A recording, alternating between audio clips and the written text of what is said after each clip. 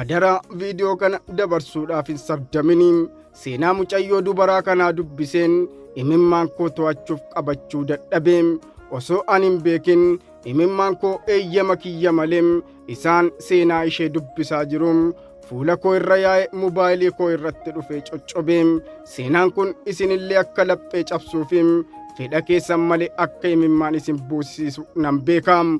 Garuu fedhiin koo isin gaddisiisuudhaaf isin boossisu osoo hin taaneem yoo diqqoo barnoota ta'e isin fayyade jedheetaniim obsumaan na faana bu'aam. Seenichis akkas tureem. Intalli isin suuraa argitanu kun maqaan ishee Joosii Kaarloo jedhamtiim.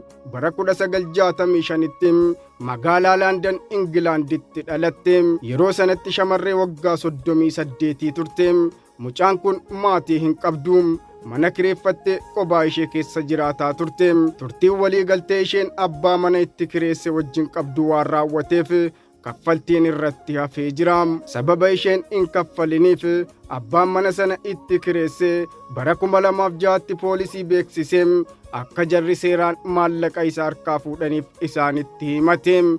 Poolisoonnis akka rakkoon biraa hin uumamneef jecham dafanii gara mana isii deemuun balbala rukutuu jalqabaniim. Dabareedhaan itti jijjiiramanii balbala mana ishee rurrukutanus namni jalaa banu hin jiruum. Yeroo namni balbala banu dhibus poolisoonni miira keessa seenuun balbala sana cabsanii ol galaniim.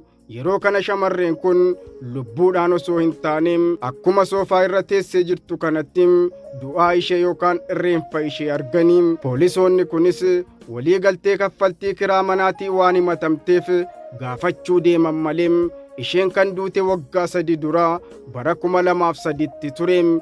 Waggaa 3 guutuu namni ishee gaafatu dhibeem soofaa irra teessee otoo televiziyoonii ilaalaa jirtuu duuteem lubbuun ishee dabarteem. Wanti namoota hedduu gaddisiise ammoo waggoota kana hunda yeroo manatti duutee turtettim namni eessa jirta jedhee ishee gaafatu dhabamuu isaatiin.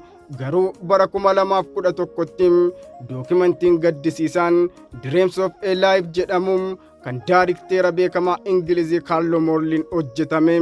Sababni du'a ishee dhukkuba asmii yookaan rakkoolee dhukkuba garaachaan kan wal qabatu ta'uu beeksise. Addunyaa qaroomte keessatti hunduu jireenya mataa isaa waliin fiiga malee ebeluun eessa jira jedhee ollaa isaaf kan dhiphatu hin jiru. Ati yoo nama of biraa qabdaa laataa nama eessa jirta siin jedhu mootarii akkuma koo kanaa maal keessa oltee bulta kan jedhee si gaafatu qabdamoo namatu si qabaa.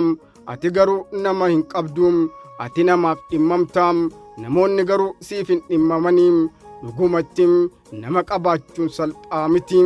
Viidiyoo kanarraa waan baay'ee barattaniittu jedheen abdadha. Yaada keessan naaf qooduu hin dagatinaa. An Abdussalaam Araarsaan ture. Nagaa naaf ta'a.